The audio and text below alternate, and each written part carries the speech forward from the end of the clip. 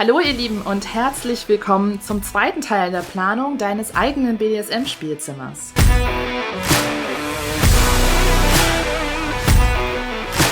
Im ersten Teil haben wir uns ja mit der grundlegenden Planung eures Spielzimmers beschäftigt und im zweiten Teil soll es nun um Strom, Materialien und Licht gehen. Lasst uns einfach direkt loslegen. Materialien, Strom und Licht solltet ihr immer rechtzeitig beachten, deswegen fangt nicht erst mit der Planung an, wenn die Möbel schon drin stehen. Wenn ihr ein komplett neues Spielzimmer, zum Beispiel in einem Neubau plant, dann solltet ihr vorher bzw. schon bei der Planung der Räume überlegen, an welchen Stellen ihr Strom- oder Lichtquellen brauchen könntet. So verhindert ihr, dass ihr euch später ärgert und irgendwo Kabel durch den Raum ziehen müsst. Ihr könnt sowas mit eurem Architekten oder Elektriker planen oder ihr fragt einfach die Kinky-Designerin eures Vertrauens. Wenn ihr euer Spielzimmer in einem bestehenden Raum plant, dann markiert euch auf eurem Grundriss erstmal, wo ihr Steckdosen habt und wo Kabel aus der Wand kommen, an denen ihr Licht platzieren könntet. Verteilt dann die Möbel im Raum so, wie ihr es vorher von mir gezeigt bekommen habt, plant entsprechend Platz ein und markiert euch, welche von diesen Geräten Strom brauchen. Dann solltet ihr nämlich darauf achten, dass diese Geräte möglichst nah an Steckdosen sind. Alternativ könnt ihr euch natürlich auch Gedanken machen, an welcher Stelle ihr clever Kabel verlegen könnt. Das geht zum Beispiel an Fußleisten oder in Zimmerecken. Ihr könnt Kabelschächte zum Beispiel auch verwenden und diese hinter Möbeln verstecken. Da gibt es sehr viele Möglichkeiten. Ich weise deswegen auf eine gute Planung hin, weil es gerade bei alten Häusern meistens nur wenig Steckdosen gibt und auch Lichtpunkte an der Decke eher spärlich gesät sind. Ich gebe euch mal noch ein paar Ideen, wofür ihr alles Strom brauchen könntet. Vielleicht für eine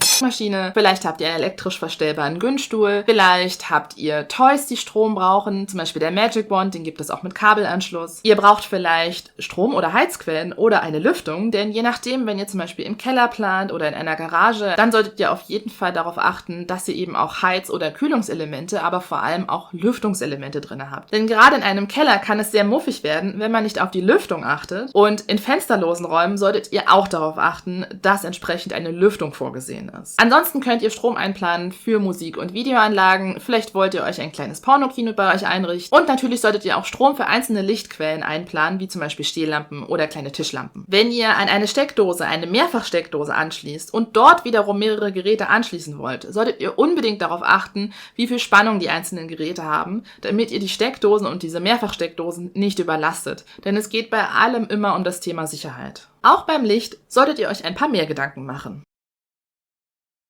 Ihr solltet bei eurer Planung unterscheiden zwischen direktem und indirektem Licht, beziehungsweise ihr solltet auch immer so eine Art Putzlicht, also ein großes Licht einplanen, das den Raum komplett ausleuchtet. Kleine und indirekte Lichter können natürlich dem Raum sehr viel Stimmung verleihen. Hier könnt ihr zum Beispiel eine Stuckleiste nehmen und da versteckte LED-Streifen einkleben. Ihr könntet auch Neonschilder benutzen und den Leuchteffekt, den Farbeffekt benutzen, um dem Raum eine bestimmte Stimmung zu geben. Da sind euren Ideen keine Grenzen gesetzt. Ihr solltet eben nur entsprechend prüfen, gerade bei Neonschildern, ob diese natürlich wieder einen Strom- oder einen Kabelanschluss benötigen. Haltet euch auch vor Augen, dass es einen Unterschied gibt zwischen warmweißem Licht und kaltweißem Licht. Warmweißes Licht geht zum Beispiel los bei 2700 Kelvin. Das hat dann eher so eine Kerzenlichtwirkung und kann an einzelnen Punkten sehr stimmungsvoll eingesetzt werden. Zwischen 2700 und 3300 Kelvin haben wir immer noch warmweißes Licht. Das wird allerdings dann eher für eine allgemeine Grundbeleuchtung genutzt. Ab 3300 Kelvin bekommen wir kaltweißes Licht und dieses Licht löst eher eine kalte Atmosphäre aus. Das heißt, dieses Licht eignet sich zum Beispiel gut für Klinikzimmer. Es gibt mittlerweile auch eine breite Palette an intelligenten Glühbirnen. Die könnt ihr dimmen, die könnt ihr schalten zwischen warmweiß und kaltweißem Licht. Also wenn ihr euch da vorher genug Gedanken macht, könnt ihr auf jeden Fall den Raum entsprechend der gewünschten Stimmung allein durch das Licht anpassen. Kommen wir zu den Materialien.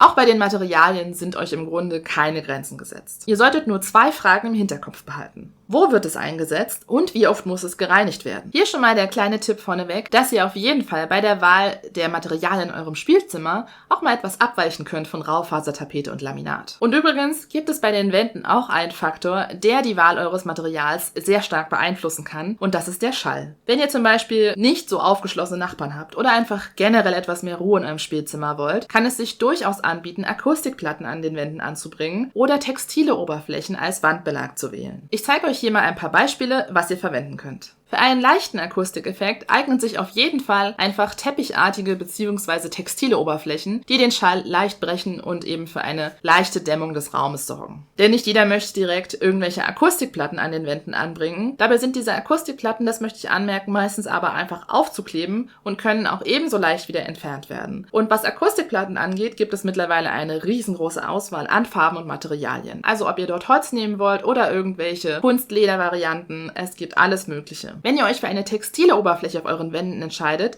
solltet ihr eine Sache beachten. Und zwar, dass sich dort Staub ablagern kann. Das heißt, dieser Wandbelag ist für Allergiker nicht so gut geeignet. Diesen Faktor solltet ihr auch beachten, wenn ihr an euren Bodenbelag denkt. Teppich kann, je nachdem wie er aufgebaut ist, sehr flauschig sein. Allerdings kann sich dort auch schnell Dreck ablagern. Und wenn ihr mit Flüssigkeiten arbeitet, ist ein Teppich als Untergrund gar nicht zu empfehlen. Allerdings hat Teppich wiederum den Vorteil, dass auch hier der Schall gut gebrochen wird und ihr wiederum geschützter seid. Das Gegenteil dazu wären Fliesen. Auf Fliesen bricht sich der Schall gar nicht. Allerdings sind Fliesen wiederum sehr gut zu reinigen. Eine Variante, die dazwischen liegt, wäre zum Beispiel ein Korkfußboden. Korkfußböden haben den Vorteil, da sie versiegelt sind, dass sie relativ gut zu reinigen sind, wenn man sie nicht zu nass wischt und sie außerdem durch ihre Struktur auch kleine Flecken kaschieren können. Außerdem ist es ein natürliches Material, es ist schalldämmend und es ist auch noch gelenkschonend, da es leicht federnd ist. Eine weitere Alternative zu einem Fußboden, der sowohl schalldämmend als auch leicht federnd ist, sind zum Beispiel Sportbodenbelege. Da müsst ihr mal gucken, ob ihr das für eure Zimmergröße bekommt. Ansonsten gibt es natürlich auch einfach die Alternative, Sportmatten zu verwenden. Die haben ebenfalls diesen Effekt. Und je nachdem, aus welchem Material sie sind, können sie auch gut gereinigt werden. Ich persönlich finde übrigens, dass sich diese Fußböden auch gut für Rangeleien auf dem Boden eignen, wenn jemand zum Beispiel gerne Playfight oder Rough Buddy Play betreibt.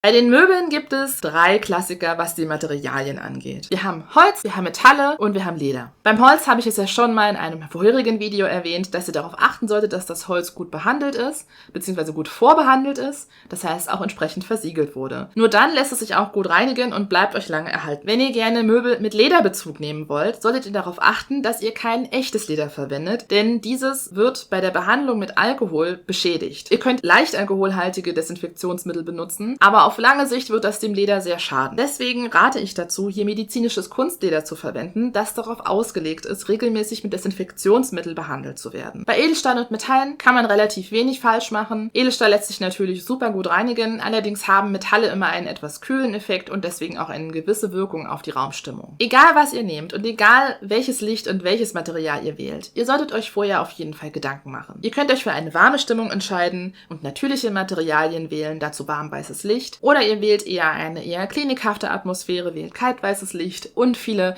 Metalle und zum Beispiel Fliesen. Ihr seht also, mit der Wahl eurer Materialien und mit dem passenden Licht könnt ihr die Stimmung in eurem Zimmer sehr stark beeinflussen. Damit sind wir auch schon wieder am Ende des Videos angekommen. Ich hoffe, ich konnte euch mit meinen Tipps ein bisschen bei der Planung eures Spielzimmers helfen. Schreibt mir doch am besten mal in die Kommentare, was für eine Art Spielzimmer ihr gerade plant oder zu welchen Themen ihr euch noch Videos wünscht. Ansonsten würde ich mich über einen Like von euch freuen und drückt auf jeden Fall auf den Abonnieren-Button und das kleine Glöckchen, damit ihr immer auf dem Laufenden seid, wenn ein neues Video von mir erscheint. Vielen Dank für eure Aufmerksamkeit. Alles Liebe, eure Grietje.